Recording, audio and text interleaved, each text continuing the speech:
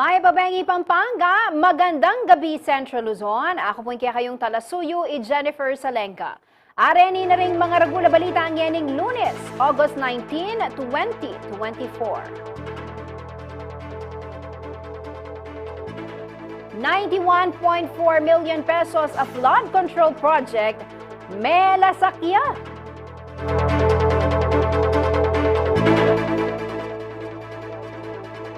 Livestock checkpoints, telakada ng Angeles City LGU kontra African swine fever.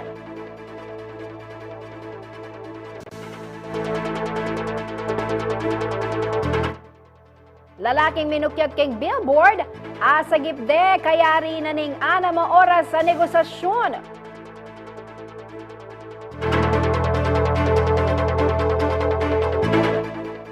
Guo Huaping, aka Alice Guo, nakaalisa ng Pilipinas ayon kay Senator Ontiveros.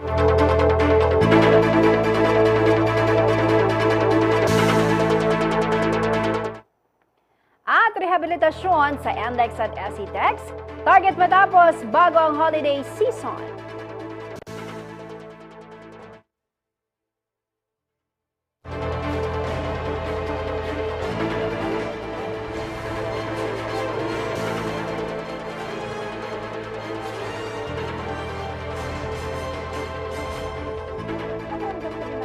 Dala ng tubig na maiinom. Ngunit ang mga senyales na lang mas marakal. Miyaliwang aktibidad. Nakabalen, mga karehiyon at Gana ning pandemya,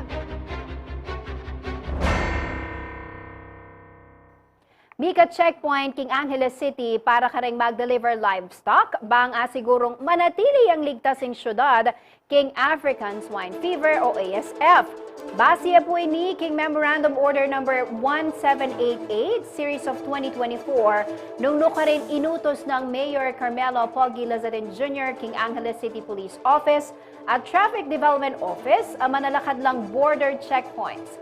At inspeksyonan na ring truck ang posibleng mag-deliver livestock, iba't ka ring ASF positive areas kay probinsya ng Batangas at Bulacan. Amuyuta na lang namang lasatin ding hog dealers, alunggob king syudad, ipakit na rin karelang dokumento, kalupan na ning Certificate of Free Status on ASF, vaccination record from veterinarian at shipping permit. Kaugnay na nini, makasadya lang sumawop ding City Meat Inspection Division at City Veterinary Office, antimong suporta king border control. Samantala, ang pangking Chief Advisor ng Lasatin ay IC Calaguas, mag-comply naman ang slaughterhouse ng syudad, karing kailangan ng dokumento. Paganakana naman ng LGU, karing magtinda karing palengke king syudad, asiguraduan dang atin lang proper documentation ding titindarang karning babi, bang asigurong ligtas lareni kareng mamisali.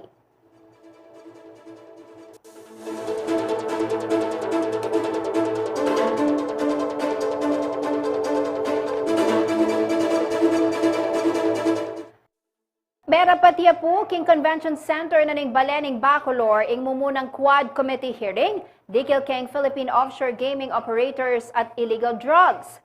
Gewa Raketi Pampanga, ing public hearing uli Kenny Lameyakit, ding bilyong peso sa alaganing shabu, partikular king Mexico at Mabalacat, pati na naman ing inaus ng Mega Pogo Hub King Porac. Pero para po kang Senior Deputy Speaker Aurelio Dong Gonzales Jr., at inyang mas malalam ang mensaheng buring pawaga ing kamera nung bakit king Bacolor dagewa ing mumunang public hearing. Nung nano, pakibalwan king kakong report. King Convention Center ning Balening Bacolor minunay ang merapating Quad Committee hearing inyang August 16. Kaya bekaneni ing Committee on Dangerous Drugs, Public Order and Safety, Human Rights at Public Accounts. May buuya ing Quadcom, pauli na ning posibleng koneksyon da kanoring illegal drug trade. Ang poring illegal na Philippine Offshore Gaming Operators o POGO, ame nga tukal king Pampanga at Tarlac, ameging pugad na naman ding miyaliwang krimen. Agpangkaring pamuntok daring may sabing committee, gewara ing public hearing king Pampanga paulining may yakit lading bilyong peso sa alaga ning Shabu king Mexico at Mabalacat, pati na naman ing inaos da Mega Pogo Hub king Porac. Kaya kalan mo naman kanu karing resource person na inimbitara gagawan tang sangkaning manibatan lapa Pampanga inya ela makatagun. Pero para kang Senior Deputy Speaker at Pampanga 3rd District Representative Aurelio Dong Gonzales Jr. at inyang mas malalam na mensaheng buring pawagaing kamera nung bakit king Bacolor dagewa ing mumunang public hearing. King kayang welcome remarks, dinakin ng Gonzales ing delanan daring taga Bacolod Banwang 1991, abinayo king bedaring tawo. Sumagid na ning trahedya, may ngibabo ing tetaganda ring memalen, ameging sangkana ning pamagbangon dang pasibayo. Binggit na lang naman Gonzales ding meging ambag na king rehabilitasyon ning Balen. Kalupa na ning pangatatag ning Bacolor Rehabilitation Council at progreso king Don Honoria Ventura State University o DAVSU. Most of the probably remember that Bacolor during the devastating eruption of Mount Pinatubo in 1991, this town kung saan po tayo nakaupo ngayon, ito yung bubong ng mga bahay. Ground zero po itong buong Bacolor na to. But because of resiliency, we are warriors na ibalik po natin ang bayan ng Bacolor. Ladies and gentlemen, the Bacolor you see today is made from the blood, sweat, tears and dreams of every anak ng Bacolod. Nga na pang Gonzales, meging malagwa ing pasibayong pamanalakad ning Bacolor. Inyapin nakanupabustan na mikutkut yang pasibayo at king pamikatagon ay ni aliking lahar. Nunay karing foreign entity sa mikimaro ka intensyon king bangsa. We will not let this redemption story go in vain. This is a warning to all who threaten the safety and security of our people. You will never succeed. Balaos siya kano ing joint investigation at ipakiting karelang commitment king justisya, rule of law at protection king human rights. The Quadcom committee meeting is every House member's testament that we will fight against the malice that poses to undermine that we have labored for. We will not allow this spread into nearby towns and provinces and tarnish the honor of our country.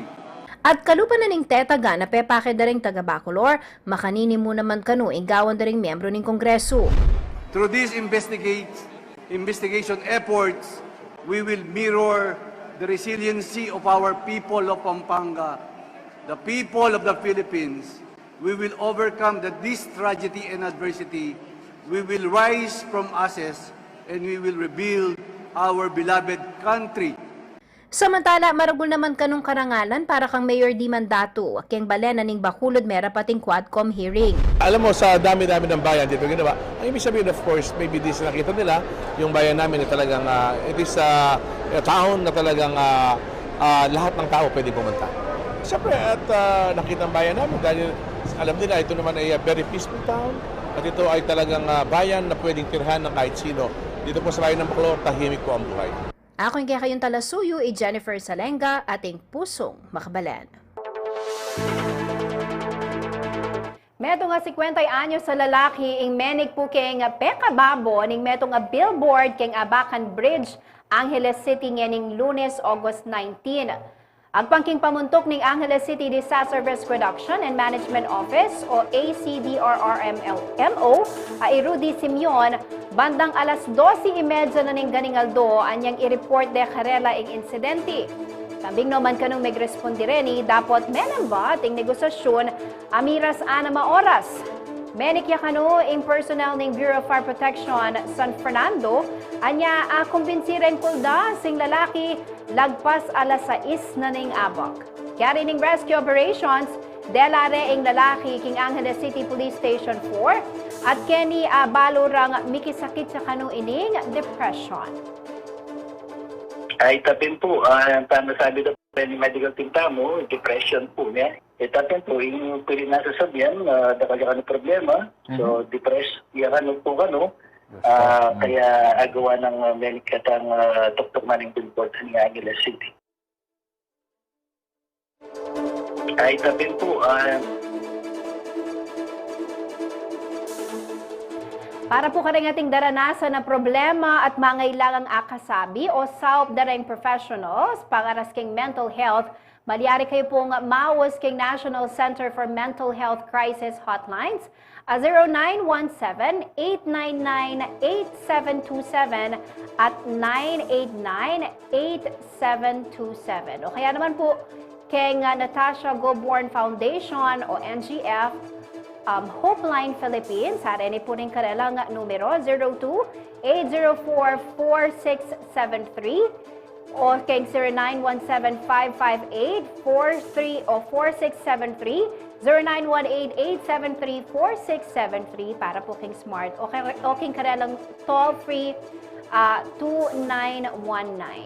Pwede mo rin pong mawos king Rafa kaya nga numerong 0961-718-26555 o mag-email kay cptcsa.helpline@gmail.com.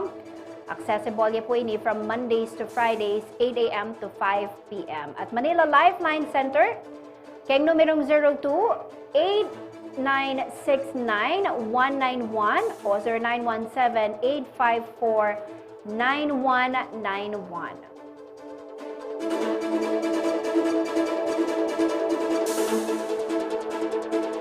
Kaya kayo pumama ko, magbalik kay Balen at balita.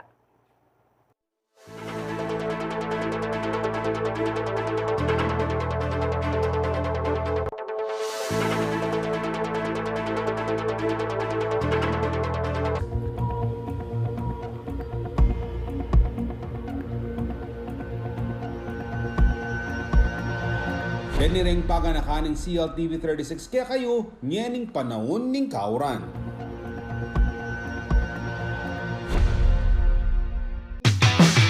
Imagine mo lang nakasama mo ang tropa at sobrang saya lang ng bonding nyo. Yun ang trip namin sa Youth Voice Matters. No filter here. We're diving deep into all the juicy topics without holding back. Sa amin, walang edit-edit. Lahat ng pinag-uusapan, diretso lang. Kaya sama na sa amin mag-chill at mag-sharing session sa YV Matter tuwing Sabado, 5:30 ng hapon dito lamang sa CLTV 36. Pusong Makabalen.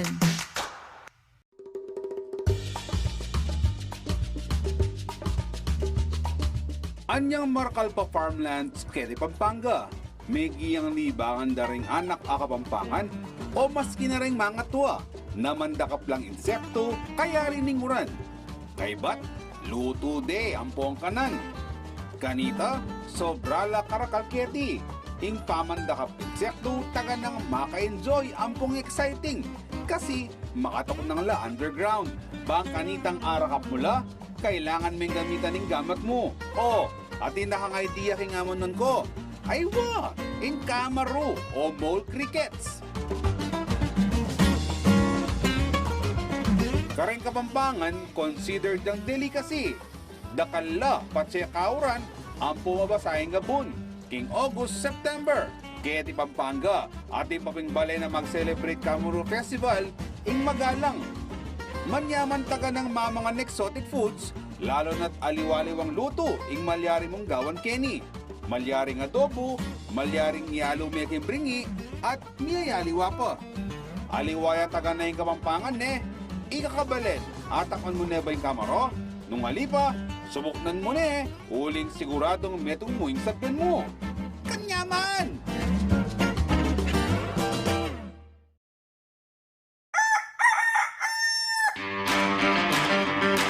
Salubungan tayang marat na ing masalang aldo.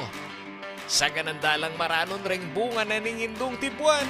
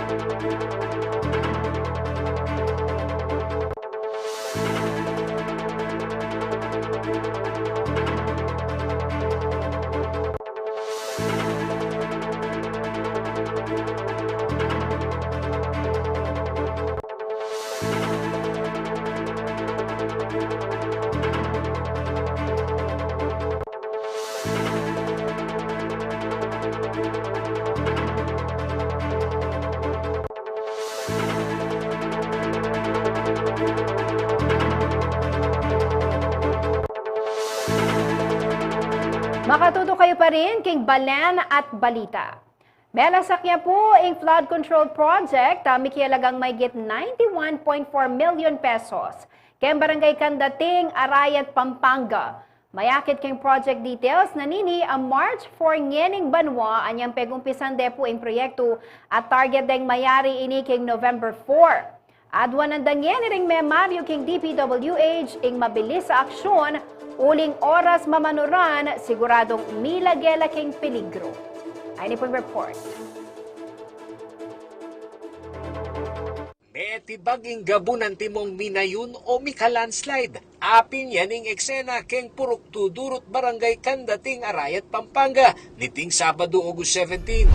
Manugsi ako po dapat basura. Tapos po pagkatuklo ko po, atin po may makbong bigla. Pagkakay ko po, atin pong balamig baba, pumigbound siya po. Bigla ako po, ikit ko na po makanya na po, primero po, kaya mo po.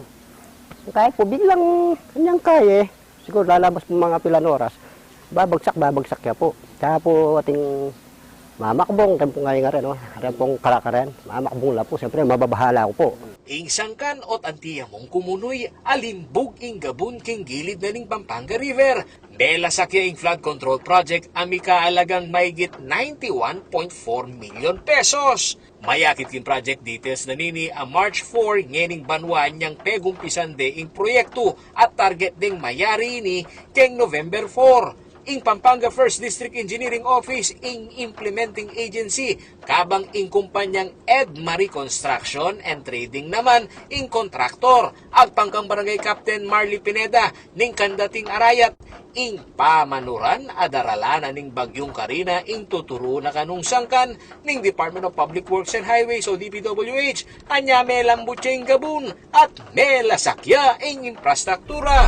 Katong Bagyong Karina, dinanas kayo pong everyday mumuran po. Meron nga po minya sistema ng mga nanay may lambuting gabon, ayon po kayong pag-aaral na ning DP, may lambuting gabon. Kaya tinugiya po aming mama kang waterway na ning Pampanga River. Eman ganu matas ing danum ken Pampanga River anyang melasakya ing slope protection. Meron po mga opsyon na kagit da sir ding kang DP. Atin lang po higit na po na kung anong action niya po itamang kapampangan na alawli are. Tapos alawli sir, tandudurot ang danom. Ngayon ito po sir, makapagilid niya po karaming slope protection. Hindi po rin na po ano sabi na sir, tutong kabano po lalamding sheet pile tamo, huwag natin kukunanin gabo na makalup. Bago mangyari yan, may nakita na kami yung mga bakal medyo umangat na. Tapos sinabi namin doon sa foreman na ganyan mang nangyayari, may umangat na bakal. Sabi niya, titingnan nila. Tinignan naman. Nga napangkap Pineda, miras laking 20 reng apektadong bale at apulo lareng sumismo king dane na ning meti bagagabon. Pauli na nini, megbakwit na lakanureng apektadong Mario. Ngayon, unang bakal alas may kakamag-anak eh po kaya nilinipat na po warang kamag-anak da. Okay naman po tuknangan. Gusto nga, makalupan na po ako rin, sila po kayong balero. Para bigay po, alanalo. Mintano kanureng project engineer ng DPWH at deng tauhan ning Edmarie Construction keng site.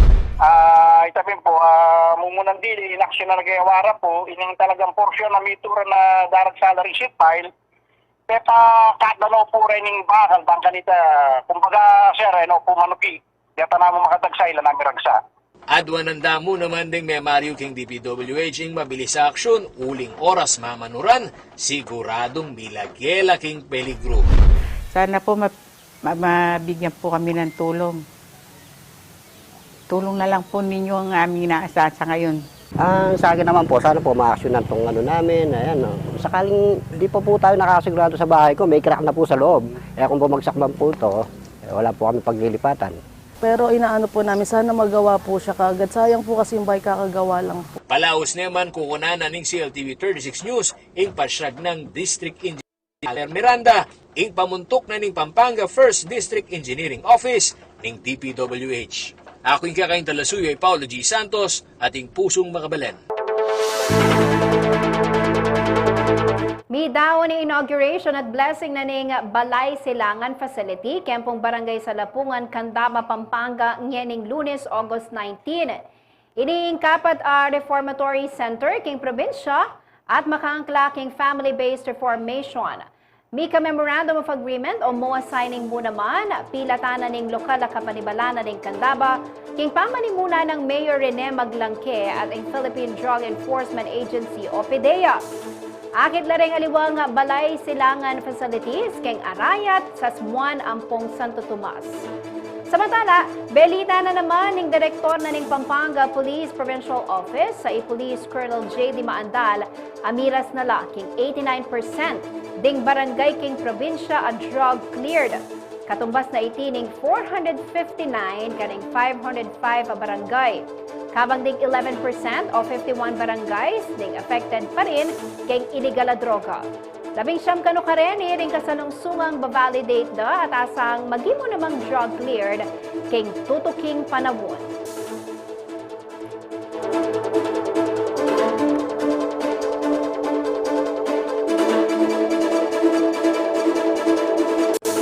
Sa ibang balita, isang tax information drive ang muling isinagawa ng Bureau of Internal Revenue, Revenue District Office 52 sa Parañaque City bilang bahagi ng month-long celebration sa founding anniversary ng ahensya.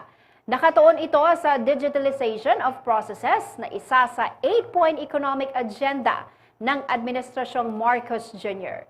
Nagpapasalamat naman ang mga negosyante at iba pang taxpayers at stakeholders sa patuloy na pagantabay ng BIR-RDO 52 sa kanilang sektor. Magbabalita si Paolo G. Santos. Ipinagdiriwang ngayong Agosto ang month-long commemoration ng 120th founding anniversary ng Bureau of Internal Revenue o BIR. Bahagi ng selebrasyon ng malawakang tax information drive, gaya na lamang ng ikinasa ng BIR Revenue District Office o RDO 52 sa lungsod ng Parañaque nitong August 16. Para mas marami umano ang maabot at mabigyan ng impormasyon, hybrid o pinaghalong face-to-face at online ang seminar tungkol sa mga bagong probisyon ng Republic Act 11976 o ang Ease of Paying Taxes Law. Nakatuon ito sa digitalization of processes na isa sa 8-point economic agenda ng administrasyon ni Pangulong Bongbong Marcos Jr. Naniniwala kami na ang isang taxpayer na well-informed ay kusang nagko-comply at kusang nagbabayad ng tamang buwis. Kabilang sa tinalakay ang maximization ng mga online payment platform. It's true na file and pay anywhere tayo. Tama po yun. So just in case lang po kasi meron pong chance yung taxpayer or opportunity to pay in case na wala siya doon sa jurisdiction ng property na pwede pa din siyang magbayad kahit saan. For example, yung property is Parañaque and then nagbakasyon siya sa Davao. So pwede po siyang magbayad sa Davao. Napag-usapan din ang pag-classify sa mga negosyo bilang micro, small, medium at large enterprises, pagpapataas ng halaga ng mandatory issuance ng resibo sa kada customer o kliyente na may binibiling produkto o serbisyo at ang tax removal option sa city at municipal treasurer. Nakalagay doon, mayroon kayong ititik mark taxpayers classification kung small, micro, small, or medium, or large. So, kayo po yung nag-declare initially. Nagpapasalamat naman ang mga negosyante at mga taxpayers maging ang mga stakeholders sa patuloy na pag-aantabay ng BIR RDO 52 sa kanilang sektor. Tiwala rin daw ang mga ito na malaki ang maitutulong ng digitalization of processes sa pagpapabilis sa lumang sistema na nagiging sanhi ng aberya sa pagninegosyo. Ang pinakamakakatulong ngayon would be digitalization ng mga businesses. Pagtanggap ng e-signatures, pagtanggap ng e-invoicing. Kunyari, sabihin na lang natin with the process ng BIR sa invoices, di ba? Yung dati natin, I'm not sure kung aayusin ba natin yan. Yung 4 copies yan eh. Puti, blue, green, pink. Yung pink dapat iiwan mo sa... So, yung mga ganong bagay ba na bakit hindi pwede pilasin unang-una. So parang sometimes pag napilas, problema pa. So if we kind of digitize, kasi tanggap na natin na digital na tayo talaga ngayon eh. If the government, even the local bureaus are able to make it more high-tech, mas accessible sa lahat.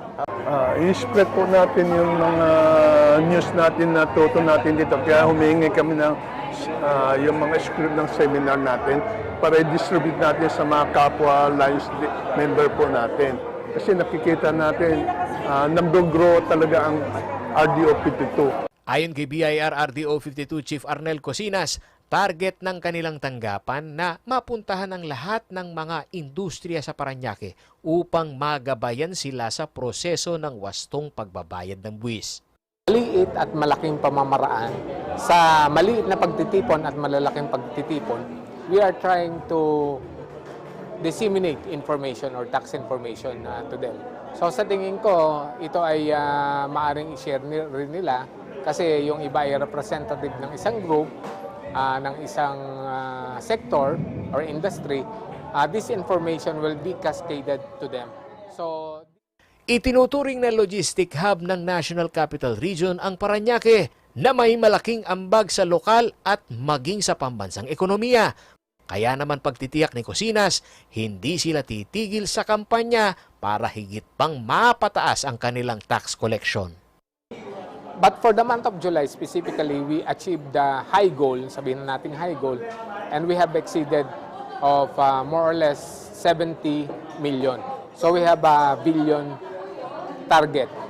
But currently, yung ating emerging goal, so meaning from January to August, siyempre nadagdagan yan. We have to collect more or less more than around 2 billion. So just to meet the January to August cumulative goal. So yan yung picture idol. So ibig sabihin, those who are not complying with the tax issuances or the compliance requirements will be subject to evaluation on the enforcement side. So that's how we are sending messages. Para sa CLTV 36 News, Paolo G. Santos. Kaya kay bumama ko, magbalik kaing balen at balita.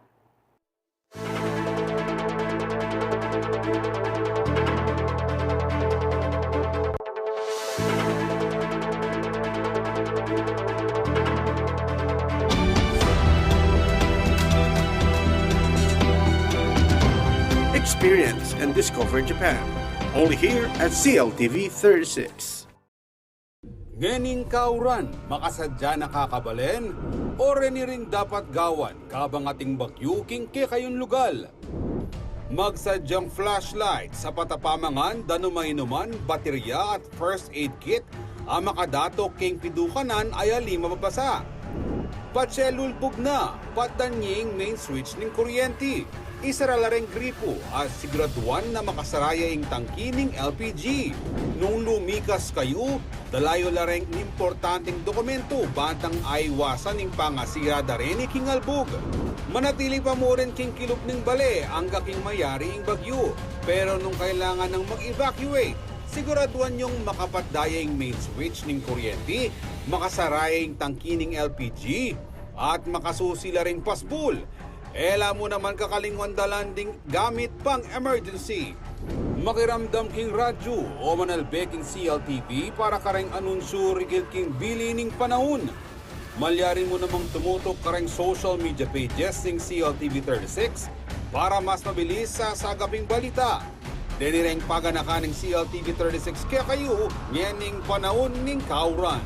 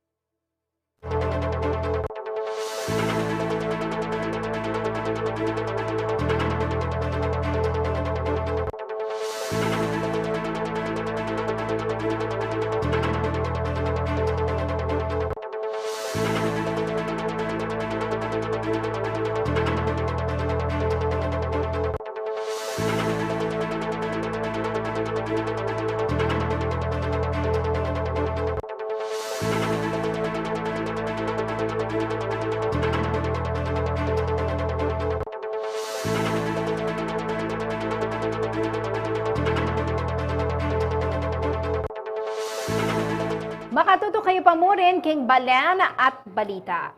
Nakalabas na ng bansa ang dismissed mayor ng Banban Tarlac na si Alice Guo o Gua Huaping. Ayon po yan kay Senator Rizzo Ontiveros. Base sa impormasyong nakuha ni Ontiveros mula sa National Bureau of Investigation o NBI, nasa Kuala Lumpur, Malaysia na si Guo noon pang madaling araw ng July 18. Kaya gabi pa lamang ng July 17 ay nakaalis na ito sa Pilipinas. Nagmamatch din ang Philippine passport nito sa naging entry umano ni Guo sa Malaysia. Ayon pa raw sa isang source ng senadora, nagpunta rin si Alice Guo sa Singapore kung saan tila nag-reunion sila ng kanyang amang si Lin Wenyi at umano'y Chinese na inang si Guo Jianzong. Lumipad daw ang dalawa mula China noong July 28. Kasama rin sa Singapore sina Wesley Guo at Cassandra Ong. Kinukwestiyon ngayon ni Ontiveros kung sino ang nagpahintulot na makaalis ng bansa ang dinismiss na alkalde. Paniwala niya, hindi raw makaalis ng bansa si Guo kung hindi ito tinulungan ng opisyal ng pamahalaan o law enforcement.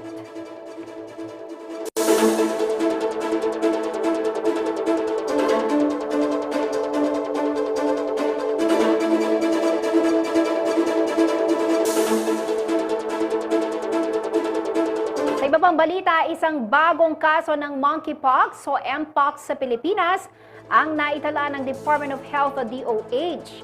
Ayon po sa kagawaran, na-detect ito sa isang 33 years old na Pilipinong walang travel history.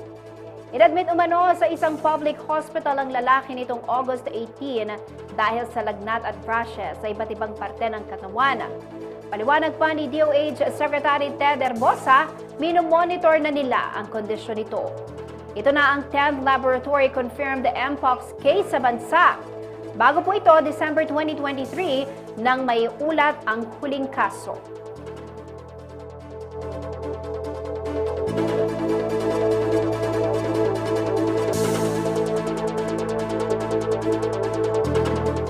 Idinadawit po ngayon ay isang dating intelligence officer ng Bureau of Customs ang pamilya Duterte sa isang multi-billion shabu shipment na nangyari noong 2018. Hindi raw niya agad na ibunyag ang katotohanan dahil pinagbantaan ang kanyang buhay maging ang kanyang mga pamilya. Magbabalita si Arlen Salonga. Muling naungkat ang usapin sa multi-billion peso shabu shipment sa bansa noong 2018 matapos iharap bilang testigo sa ginawang pagdinig ng Kamara sa Bacolor Convention Center nitong August 16 ang dating intelligence officer ng Bureau of Customs na si Jimmy Guban. Matatanda ang dati nang humarap sa investigasyon ng Senate Blue Ribbon Committee si Guban noong 2018 at itinuro si dating Police Colonel Eduardo Asierto na may kinalaman sa nasabat na magnetic lifter lula ng 6 na bilyong pisong halaga ng shabu. Pero sa pagharap niya sa Quadcom ng Kamara, tila nag-iba na ang ihip ng hangin. Ayon kay Guban, pinagbantaan daw siya noon na siya ay papatayin at idadamay pa ang kanyang pamilya. Kaya naman ngayong mayroong muling pagkakataon na makapagsalita, pinangalanan na niya ang mga tunay na nasa likod umano ng iligal na droga. Ako po, staff ng Blue Ribbon. May sumunod po sa kanyang pumasok, diretso sa kwarto ko. Tuloy-tuloy po akong dinuduro. Jimmy, pag binanggit mo ang pangalan na to, pag binanggit mo to, mamamatay ka. Lalo na kung makarating ka sa Pasay City Jail. Di tatagal ang buhay mo.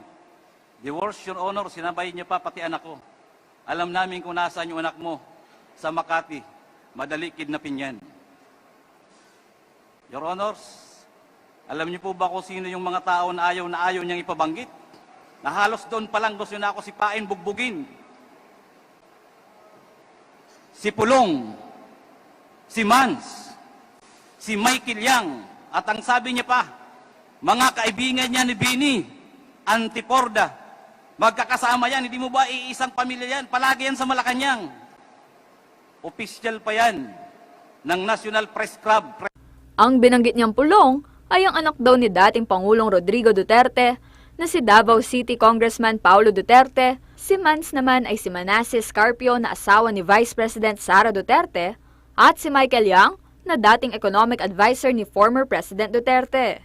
Ang sinasabi naman ni Guban na nanakot sa kanya, si Paul Gutierrez na ngayon ay Executive Director ng Presidential Task Force on Media Security. Dagdag pa niya, inutusan din daw siya noon ng isang opisyal naman mula sa National Bureau of Investigation o NBI na idiin si dating Senator Antonio Trillanes. Ani Guban, hindi raw niya personal na nakaharap si Duterte, Carpio at Yang, pero isang nagngangalang Nilo Abellera na nagpakilalang business partner ni Duterte, Carpio at Yang, ang nag-facilitate sa shipment. Kinwestiyon naman ng mga mambabatas ang pagbabago ng pahayag ni Guban. Siyempre natatakot din ang members ng committee na ito because you have recanted, no? Kumbaga, binago mo yung statement mo eh. Your Honor. The reason why you recanted is why? Because I want to tell truth already, Your Honor, at the RTC, that Colonel Acerto is not really the importer of the Shabu. and not because that you have watched that we have created a Quadcom committee, that's the reason you recanted. No, Your Honor, I was in jail during that time. Dagdag pa ni Guban, noong nakaraang taon pa raw niya formal na binago ang kanyang testimonya sa Regional Trial Court sa Maynila, kung saan nahatulan siyang guilty sa paglabag sa Comprehensive Dangerous Drugs Act. Nakakulong ngayon si Guban sa bilibid habang inaapela ang kanyang kaso sa Court of Appeals. Sa kanyang mga binitawang pahayag, nangangamba ngayon si Guban sa kanyang seguridad, kaya naman hiniling nito na mabigyan ng immunity from prosecution at maisailalim sa Witness Protection Program at pangangalaga ng House of Representatives, bagay na kanila namang pinagbigyan. Samantala, nauna nang itinanggi ni Duterte at Carpio sa pagdinig ng Senado noon na wala silang kinalaman sa kalakaran ng ilegal na droga. Kasama si Jennifer Salenga, ako si Arlene Salonga para sa CLTV 36 News. Target daw matapos sa isinasagawang rehabilitasyon sa North Luzon Expressway o NLEX at Subic Clark Tarlac Expressway o SCTEX sa Setyembre 2024 bago po ang holiday season. Batay sa ulat ni Shane Velasco ng Philippine Information Agency o PIA Gitnang Luzon, kabilang narito ang pagsasaayos sa mga kalsada, tulay at mga exit at entry. Nakasaad din sa PIA report na sinabi ni NLEX Corporation President Luigi Bautista na saklaw ng rehabilitasyon sa bahagi ng Bulacan sa NLEX ang Mabiga sa Plaridel, Tabang Toll Plaza sa Giginto, sa southbound lane mula sa Tabang Spur Exit Ramp hanggang sa Barangay Burol 2 sa Balagtas at mga entry at exit ramp sa Bukawe Toll Plaza. Prioridad naman sa bahagi ng Pampanga sa NLEX ang pagkukumpleto na maitaas ang level ng kalsada sa Tulaok sa San Simon. Samantala, inaayos ang kalidad ng mga kalsada sa SCTEX per ramp o ang dugtungan nito mula sa NLEX at gayon din ang mula sa SCTEX pabalik sa NLEX. Sa direksyon na patungong Subic, kasama pong inaayos sa SCTEX ang bahagi ng Manuwali sa Porac, Pampanga. Para naman sa direksyon patungong Tarlac, isinasa ilalim sa rehabilitasyon ang mga bahagi ng Old San Jose, San Ramon at Pagalanggang sa Dinalupihan, Bataan, Dampe sa Florida Blanca, Pampanga at Margot sa lungsod ng Angeles. Kasama rin sa rehabilitasyon ang pagpapanatiling maganda ang kalidad ng asfalto sa magkabilang lane ng North Harbor Link ng NLEX. Partikular na pinapangisiwaan ng NLEX Corporation sa pagsasayo o sa pagsasaayos ang asphalt patching o pagsisiksik ng asfalto sa mga butas sa bahagi, rotomining o pagsusuyod sa mga gastado ng asfalto at ang asphalt overlaying o ang paglalatag ng bagong asfalto na magsisilbing road surface.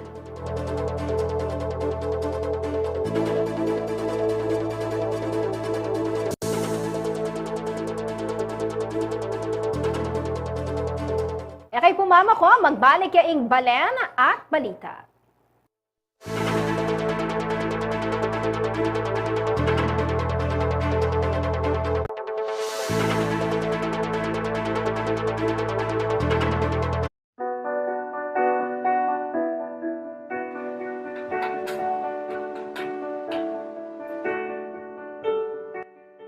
May gumpisahan kami kay Kenny since childhood pa kami.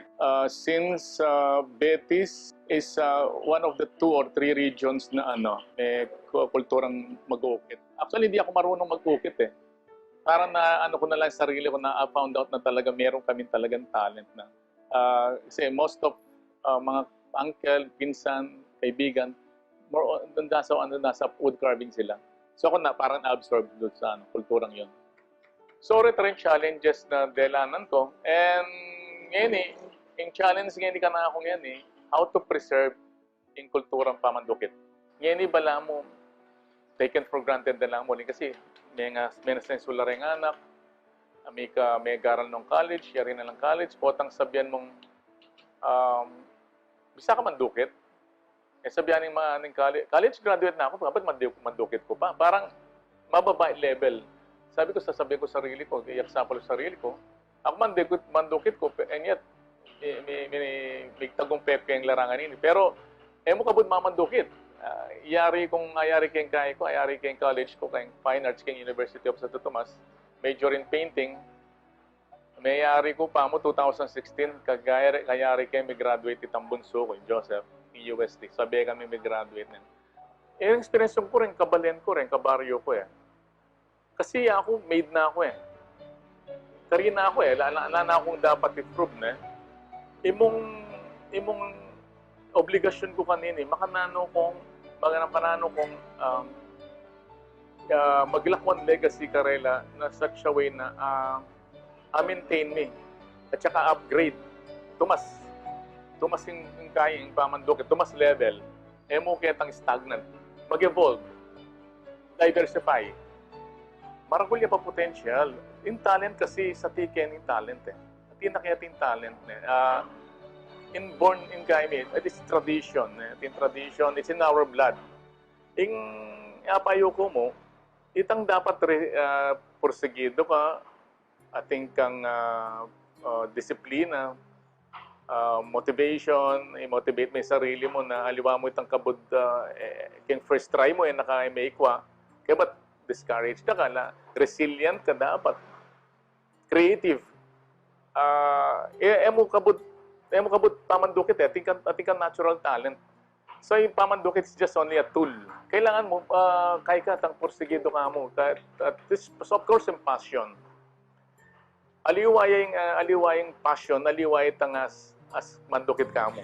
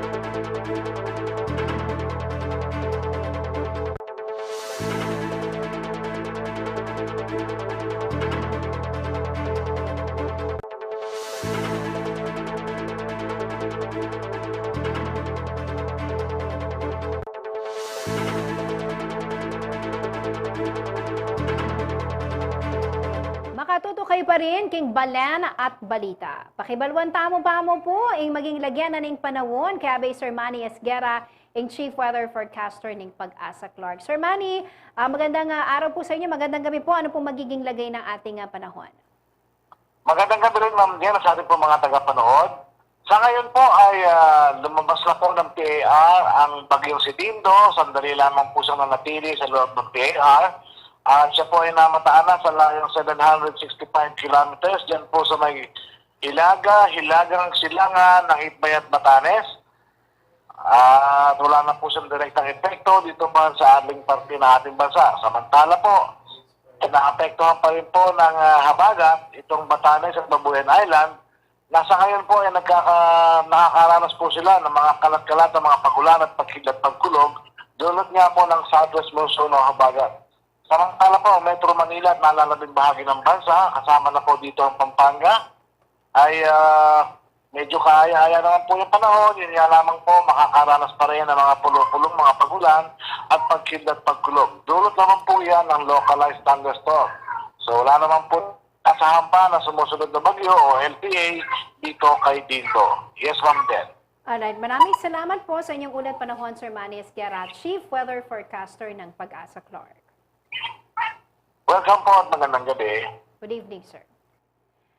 UV, MPV o EV man ang hanap mo, lahat ng yan ay matatagpuan sa automotive brand na Jetour. Opisyal na pong binuksan ang Jetour Auto Dau sa ilalim ng Laos Group of Companies o LGC ngayong Lunes, August 19. Perfect ang kanilang produkto para sa mga naghahanap ng stylish, unique, intelligent at spacious at multifunctional vehicle. Narito po ang report. Sa Laos Auto Group, they have the right car for you. Kaya naman upang makasabay sa latest trends and innovation sa mundo ng automotive, panibagong brand ang idinagdag nito sa kanilang portfolio. Ito ang Jetour Auto na matatagpuan sa Tire City Building, MacArthur Highway, Dau, Mabalacat City, Pampanga. Kasi magaganda ang produkto nila. In fact, even before we opened the dealerships, ang balita dito, no, ang dami nang kumuha ng ice cream kasi napaka-cute naman talaga. No? If you wanna really use it just for everyday, punta lang sa grocery and everything. Opisyal na binuksan ng Jetour Auto Dau ngayong Lunes, August 19. Isa ito sa may 20 branch ng nasabing kumpanya sa Pilipinas. Ito rin ang kauna-unahang branch ng Jetour Auto sa Pampanga sa ilalim ng Laos Group of Companies. What's good about Jetour, they actually invested in 5 major pillars, and that's comfort, convenience, value for money, safety, and more importantly, technology. Okay, with the type of vehicles that we have, selected vehicles has its ADAS, and that's the Advanced Driver Assist System, wherein basically it controls everything. Sports utility vehicle, multi-purpose vehicle o electric vehicle man ang hanap mo, lahat ng yan ay mayroon ang Jetour. It's just a matter of and power of connectivity. Our vehicles are very much connected to the driver. No, so it accelerates by itself, it decelerates by itself, it brakes, it maneuvers. When the vehicle feels that you're about to wander off through your original lane, it brings you back automatically, and it follows the car in front of you, and it has voice commands. No, simply Jetour is all about travel plus, excitement, comfort that it brings to the motoring public. Bukod sa amazing key features ng kanilang iba't ibang sasakyan, exceptional din ang after-sale services ng Jetour Auto Dau para sa kanilang customers. We are grateful and thankful na isa sa mga bagay na talagang pinahalagaan namin yung after sales. Hindi kasi nagtatapos sa pagbebenta ng sasakyan yung serbisyong binibigay namin sa Laos Group. So it actually starts in the service department. So kaya we're glad and happy that we have the right team to help support our customers pagkatapos nila kumuha ng sasakyan sa amin. Kaka-launch lang namin ng Laos Group Cares, no, na produkto. It is one of we're very happy with it. No? One of the new products that we are parang giving out to our customers. Ito yung mga free towing, no, and a lot more. No? So I think just to show and to just prove that we are here to really take care of you and your vehicle. So, kaya pag kumuha ka ng Jetour, meron ka na rin ng Laos Group Cares. Bumisita na sa showroom ng Jetour Auto Dau at i-experience ang kanilang handog na convenient journey para sa mga biyahero. Iniimbitahan po namin kayo kung napupunta po kayo dito sa may Mabalacat, dito sa Angeles. Bisitahin niyo po kami dito sa may Jetour Dau. Katabi po namin ang Yokohama Dau. So, madali po siyang makita dahil nasa may highway lang po siya. So I hope you check out the vehicles, ma-test drive nyo para malaman nyo gaano kagaganda ang mga Jetour vehicles na pwede namin offer sa inyo. Liana Canilaw, CLTV 36 News. Umabot sa 1,853 na trabaho ang inialok sa mga graduate ng Technical Education and Skills Development Authority o TESDA sa Bulacan. Sa ulat ni Shane Velasco ng Philippine Information Agency o PIA Gitnang Luzon, sinabi na sila ang mga nagsipagtapos mula sa iba't ibang Training for Work Scholarship Program o TWSP ng ahensya. Ayon kay TESDA Provincial Director Melanie Grace Romero, ginanap ang World Cafe of Opportunities Fair sa Regional Training Center sa bayan ng Giginto bilang bahagi ng National Tech Voc Day na ipinagdiriwang tuwing ika-25 ng Agosto, sang-ayon sa Republic Act 10970. Layunin nito na makaagapay sa kanilang mga graduate na matanggap sa inaplayang trabaho. Pinapatunayan aniya nito na hindi lang tagapagbigay ng libreng matataas na kalidad ng skills training ang TESDA, kundi magtitiyak na may papasok agad sila sa target na trabaho. Sa bububukas pa lamang ng nasabing fair, 10 individual ang pawang mga hired on the spot. Kabilang dito ang 23 years old na taga-Kalumpit na si Jericho Tala na na-hire on the spot bilang isang welder sa Megawatt Corporation. Dating grade 4 lamang ang naabot sa pag-aaral kaya't nagsumikap na makatapos sa Alternative Learning System ng Department of Education hanggang magkaroon ng oportunidad na maging scholar ng TESDA at ngayon nakatamo na ng NC1 at NC2 sa kursong welding. Samantala, isinabay sa World Cafe of Opportunities Fair ang National Enrollment Day kung saan naabot sa 1,088 slot ang bukas para sa TWSP ng TESDA Bulacan para sa school year 2024 to 2025. Magiging karagdagan ito sa 10,338 na benepisyaryo ng TWSP na ipinagkaloob ng TESDA Bulacan mula nang pumasok ang taong 2024. Aabot naman sa 248 million pesos ang halaga ng naturang mga scholarship. Iba pa rito ang 1,080 na nabiyayaan ng Special Training for Employment Program ngayong taon na may halagang 21.1 million.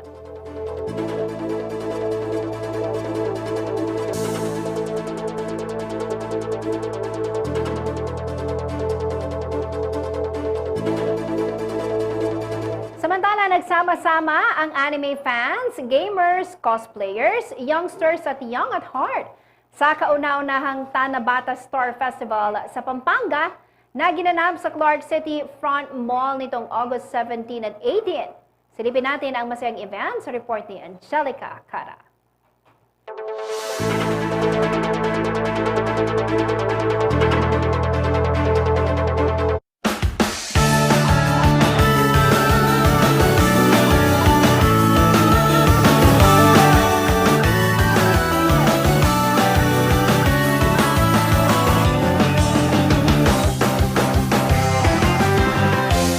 Konnichiwa, kabalen! Hindi lang Korean at American ang pwedeng ma-enjoy at ma-experience na kultura dito sa Pampanga dahil maging Japanese culture ay nandito na. Nagsama-sama ang mga anime fans, gamers, cosplayers, youngsters at young at heart sa kauna-unahang Tanabata Star Festival sa Pampanga na ginanap sa Clark City Front Mall itong August 17 at 18. So being myself as a toy collector, a geek, sabi ko bakit kaya pumunta pa tayo ng Manila where we can organize an event here. So nung na-start namin dun, yung work ko dati, work from home, nalipat ako dito, nag-on-site ako. So siyempre, being a Kapampangan, kung ano yung naupisan ko doon, sabi ko, why not organize here? Ang Tanabata Star Festival ay isang pagdiriwang sa bansang Japan. Hango ito sa isang Chinese folklore kung saan ito ang nag-iisang araw na nagtatagpo ang dalawang celestial lovers na sina Hikoboshi at Orihime. Ito ay kilala rin bilang wish-making festival. It's an annual event in Japan. So there are many activities like yung lantern festival, nandun din siya. And then yung wish tree, naghahang sila ng mga wish nila para mag-come true, ganon. And of course, syempre may mga kimono cosplay and the usual toys selling, and then maraming merchants and performers. Upang maging mas masaya at makulay ang kanilang pagdiriwa, samot-saring mga aktibidad ang inihanda ng Pampanga Pop Culture Convention. For day 1, we scheduled an anime singing contest, and then yung regular activities natin where meron tayong photo booth. Believe it or not, meron din tayong nagpipierce ng mga yung gusto magpa-piercing. Hindi lang kami nakakuha ng mga tattoo artists, pero hopefully in the near future. Tapos meron din tayong 3D robotics na sponsor natin. Meron din tayong tabletop na galing pa ng Tarlac just to join us here. And then yung mga typical activities natin, yung mga anime vendors, mga merchants. And then yung culminating na event natin is yung anime singing contest nga. Bida rito ang mga anime action figures, anime soundtracks, anime merchandise at cosplayers.